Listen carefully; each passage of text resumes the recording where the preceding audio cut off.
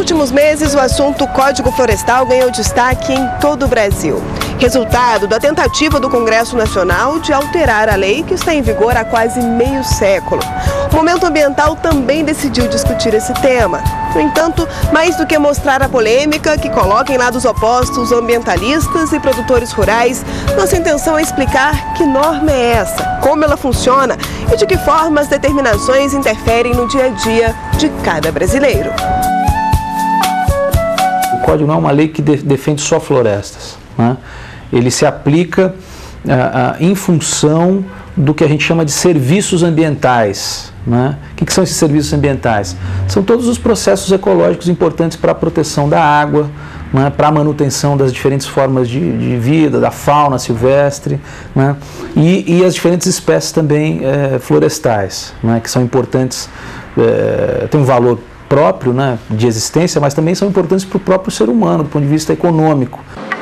Não é de hoje que o país reconhece a necessidade de impor limites à exploração dos recursos naturais.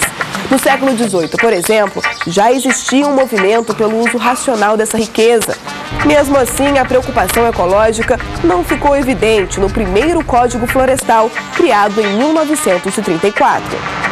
Ele tinha um viés diferente, que é o de manter uma base de recursos naturais importantes para a exploração. O Código ele regulava o uso das florestas para manter, por exemplo, a matriz energética que era muito utilizada na época, que é a madeira para carvão, para siderurgia, né, ou para móveis, enfim.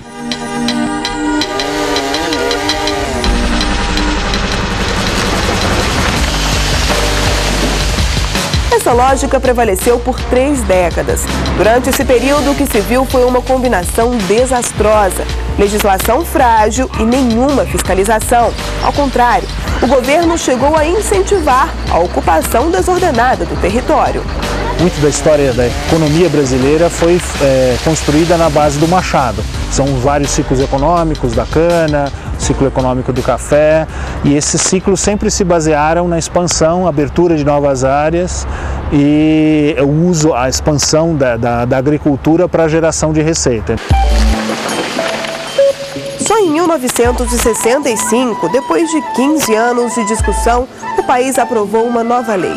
Desta vez, a necessidade de conter os abusos e de evitar novas destruições apareceu no texto que, desde então, é a base da legislação ambiental do país. De 70 para cá, principalmente no final da década de 80, com a Constituição de 1988, a Constituição Federal, o tema ambiental passou a ser visto de uma forma diferente, né, como um elemento importante do desenvolvimento, né, e de forma mais integrada, abrangente. Então o Código começou a ter esse olhar de ordenamento territorial, né, diferentemente da questão de proteção só de florestas.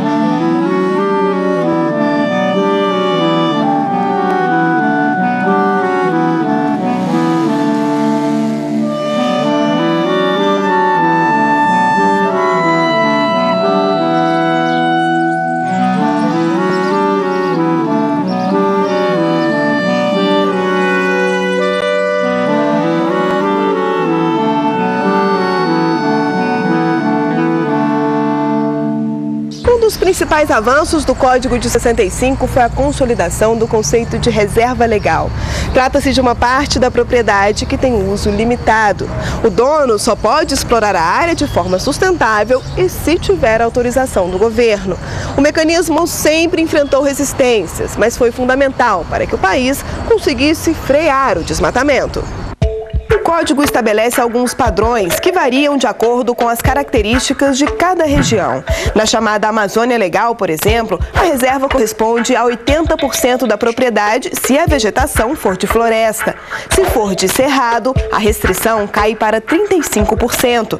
No restante do país, a lei estabelece a preservação de 20% da propriedade rural. Índices precisos que contrastam com uma realidade de descontrole. Não existe nenhum mapa que diga aqui é propriedade de ciclano, aqui é propriedade de fulano, é propriedade... Só poucas regiões do país já tem essa informação. Então, sem essa informação, você não pode dizer qual é o déficit de um proprietário. O que pode ser feito nas áreas de proteção permanente, as APPs, também está definido no Código. Esses terrenos recebem atenção especial por serem importantes para a preservação de recursos hídricos, a proteção do solo e para evitar a ocupação irregular de encostas. Uma prova de que a norma não foi feita apenas para quem vive no campo.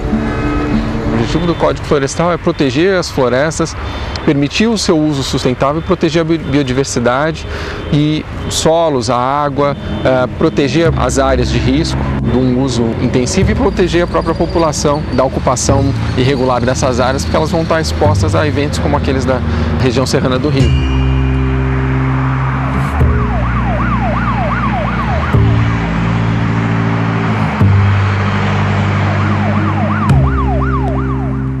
Se o Código Florestal, digamos, em tese, né, fosse cumprido da forma como ele está hoje estabelecido, a gente teria muito menos problemas de ordem de áreas de risco, enfim, de assoreamento, de desmoronamento, de enchentes. Quer dizer, com certeza a gente teria muito menos problemas do que tem hoje.